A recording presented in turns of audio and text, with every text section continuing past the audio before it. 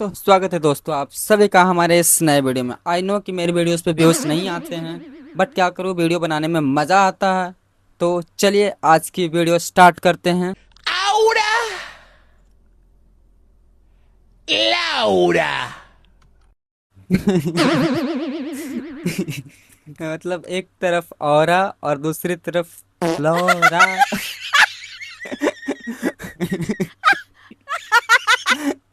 भाई ऐसी जिंदगी हम सबको मिले ना तो शायद घर लौट के ही ना आए। मतलब इतने बड़े समंदर के बीच में, वो भी मतलब फिल्मों वाली शिप, मतलब पानी का जहाज जो हम अक्सर मूवीज में देखा करते हैं, उस पे इन लोगों ने उस बंदे का मजाक उड़ा दिया। भाई मिस्टेक सबसे होती है। और वैसे भी हम लोग जब नदी नहर में नहाने जाते हैं और जहाँ से छलांग लगाते हैं वहाँ पे ज़्यादातर गीला हो ही जाता। और गीला होने के बाद जो गिरता है भाई पानी के अंदर जाके ना, मत पूछो। एक बार तो मेरे साथ हुआ।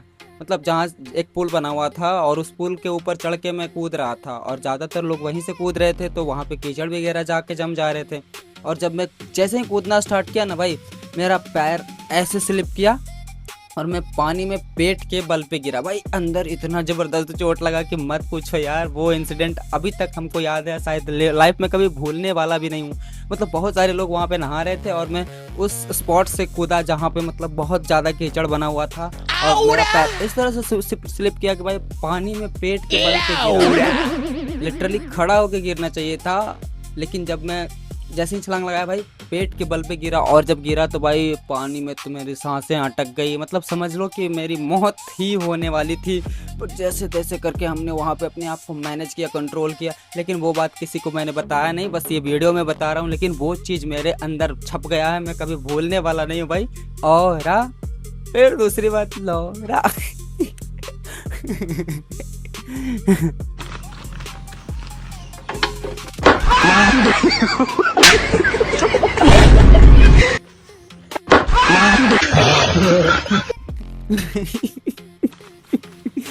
भाई लिटरली कहाँ से ये लोग मतलब आइडियाज़ को इम्प्लीमेंट कर रहे हैं भाई रियल लाइफ में। मतलब ये जो अभी आप वीडियो देखे भाई, इस तरह का सिचुएशन मेरे साथ हुआ है पर्सनली। और मैंने इस चीज़ को मतलब हमें चोट नहीं लगा, बस अज्यूम किया था मैं कि अगर मैं इस हैंडपम्प के नीचे बैठ के पानी पीता हूँ और ऊपर से कोई दबाता है तो भाई मेरे को यहाँ पे चोट पक्का लगेगी। बट मैंने वैसा तो किया नहीं है, लेकिन हो सकता था, बिकॉज थोड़े बहुत मेरे अंदर भी जीनियस गिरी है।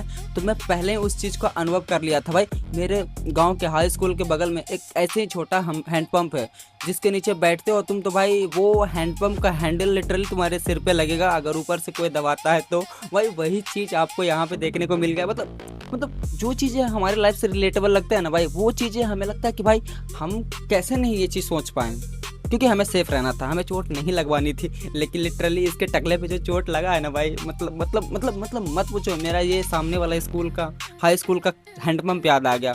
वो भी बहुत छोटा है और ऊपर से दबाने के टाइम भाई आपको चोट लग सकती है। और अक्सर आपको पानी पीना है तो इस तरह के हाथ तो करने ही पड़ेंगे भाई। मतलब गजब के एक से एक, मतलब खास करके मेरे फील्ड में इस तरह के रील्स आते हैं। अगर 2 मिनट आप स्क्रॉल कर लियोगे ना मेरा आईडी, तो आपको सिर्फ हंसी ही दिखेगा। मेरी बात सुन, मेरी एक दोस्त है, वो हाथ देख के चुप रहना उसके सामने ना। देख ये है, देख ये दोनों को लपड़ थप्पड़ जरूर करेगी भाई। इसकी रील्स मैं अक्सर देख रहा हूँ बिकॉज इसकी रील्स मुझे अच्छी लग रही है। मतलब देख कितनी तपस्या में लीन है, वो बता देगी अपने, है ना। नमस्ते, ये मेरा बॉयफ्रेंड है दीदी, इसका थोड़ा हाथ देख दो, है ना। हमारी पता लड़ाई होती है बहुत यार, हाथ देख दो, लकीर नहीं है हाथ। है ना। देखा कहा था ना मैंने कि इसके वीडियोस आते ही ना, मतलब हर कुछ सेकंड्स में ना कुछ न कुछ नया करके ही दिखाती है। लाइक अब बताओ यार, इसके हाथ के लकीर नहीं दिख रहे तो इसके थूक से क्या साफ हो जाएंगे? पता नहीं क्यों हमारी लड़ाई इतनी होती है, पता है। मैं कुछ खाने का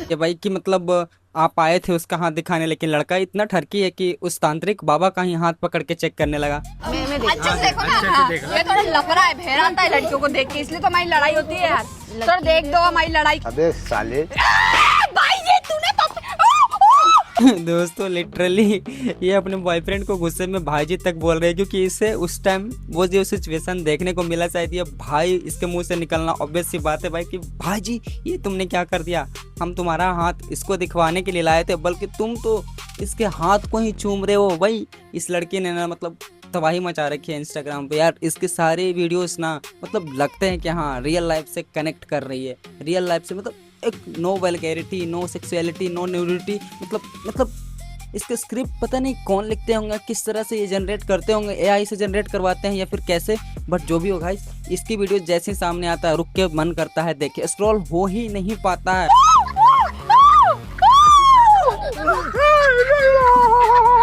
आप कुछ बोलो ना यार, आप तांत्रिक हो के पप्पी ले रही हो। तुम्हारी शादी नहीं हुई ना, तुम पता इसीलिए को आ रही हो, दूसरों के बॉयफ्रेंड की पप्पियां लेती हो ना, इसलिए को आ रही हो तुम। की तांत्रिक हो, हम घर बसाने आए थे, हम घर बसाने आए थे ना, तुम घर तोड़ रही हो यहाँ पर कुर्सी पे ऐसे बैठ के। आजकल के बाबाओं पे कोई भरोसा नहीं है दोस्तों, ये भी उल्टे उसके हाथ पे हाथ रख के चूमने लगती है।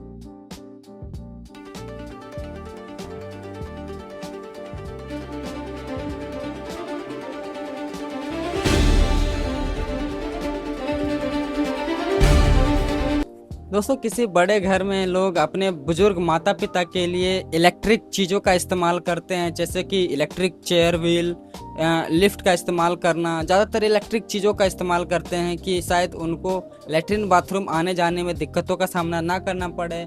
लेकिन ये बाबा, आई डोंट नो कि ये किस टाइप के बाबा हैं, बट इतना पता है कि इनका नाम रामपाल बाबा है और ये अपने भक्तों को आशीर्वाद देने के लिए इलेक्ट्रिक चेयर पे बैठे रहते हैं। मतलब कभी अप हो जाते हैं, कभी डाउन हो जाते हैं, कभी इधर की ओर स्लाइड होते हैं तो कभी उधर की ओर स्लाइड होते हैं। और पता है इन सब का, इस चेयर का कितना कॉस्ट है अभी?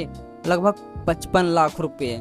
मतलब इनका ये जो पूरा सेटअप है ना भाई, टोटल 55 लाख रुपये है। मतलब एक इधर से इधर की ओर स्लाइड होने वाली है और दूसरी में कि अप एंड डाउन होने वाली है, और तीसरी बात कि ये मतलब चारों पट्टी से शीशा से पैक हैं। मतलब इनका सेटअप में टोटल 55 लाख रुपये का खर्च है और ये 55 लाख रुपये खर्च करके मतलब गरीबों को आशीर्वाद देते हैं। मतलब पढ़े लिखे गरीबों को आशीर्वाद देते हैं, पढ़े लिखे मूर्खों को आशीर्वाद देते हैं। मतलब कभी इधर लाइन में लगे हुए भक्तों को आशीर्वाद देने के लिए चले जाते हैं, तो कभी इधर लाइन में लगे हुए अपने श्रद्धालुओं को आशीर्वाद देने के लिए चले जाते हैं, तो कभी जब इनसे कम हाइट वाले आते हैं तो नीचे हो जाते हैं, ऊपर हो जाते हैं। मतलब ये चारों पट्टी ना हमेशा इस तरह से पैर दिए रहते हैं। मतलब आप मेरा पैर देख रहे हो, शायद आपको मेरी वीडियोस में आपको ये पैर दिखा रहा हूँ तो अच्छा नहीं लग रहा।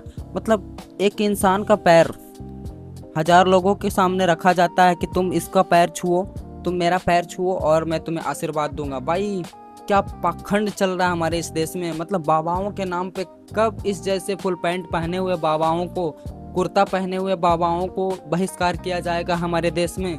कब तक श्रद्धा के साथ, विश्वास के साथ, भरोसे के साथ खेला जाएगा? और इसमें इन बाबाओं की कोई गलती नहीं है भाई, हम अंध भक्तों की गलती है। पता नहीं यार इस बाबा को समझ में क्यों नहीं आता है कि इस तरह के जो चुतियापे तुम कर रहे हो। भाई जनता मूर्ख नहीं है, जनता बेवकूफ़ नहीं है भाई। ठीक है तुम अपने मतलब फैन फॉलोइंग्स के अंधे मतलब नशे में चूर हो के भूल जाते हो कि तुम्हें क्या करनी चाहिए। तुम जानते हो कि तुम कोई मतलब दिव्य शक्ति वाला इंसान नहीं हो, तुम्हें 2-4 लोग फॉलो करते हैं, तुम्हें मानते हैं, तो कुछ चीज़ों को तो तुम पर्दे में रख सकते हो ना। ये क्या चूतियापा कर रहे हो यार? तुम चाहो तो घंटे 2 घंटे के लिए खुद को कष्ट में रख के भी लोगों को आशीर्वाद दे सकते हो। जरूरी है कि एयर कंडीशनर और चारों पट्टी शीशा से पैक और स्लाइडिंग वाली चेयर, इन सब चीज़ों की ज़रूरत है क्या? अरे तुम अकेले में ऐश फरमाओ ना यार, अकेले में ऐश फरमाओ। इनके पास इतनी भी अकल नहीं है यार कि क्या जनता को हम दिखाएं कि वो हमसे कनेक्टेड रहें।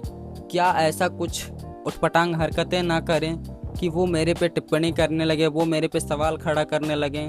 भाई इस तरह की चीज़ों को देखते हुए वहाँ खड़ी जनता की क्या अकल घास चरने चली जाती है कि ये बाबा क्या कर रहे हैं, बाबा क्या कर रहे हैं। बाबा को ये सब चीज़ें शोभा देती है जो मोह माया को त्याग करने की बात करते हैं, धन दौलत को त्याग करने की बात करते हैं, भक्ति में लीन होने की बात करते हैं। वो खुद मोह माया के चक्कर में उलझे हुए हैं और सब कुछ देखते हुए भी हमारी अंधी जनता बहुत खुश है। भाई रामपाल यादव भगवान का दूसरा रूप है, रामपाल यादव दिव्य शक्ति वाला इंसान है। रामपाल यादव के पैरों को छूने से मेरी ज़िंदगी संवर जाएगी।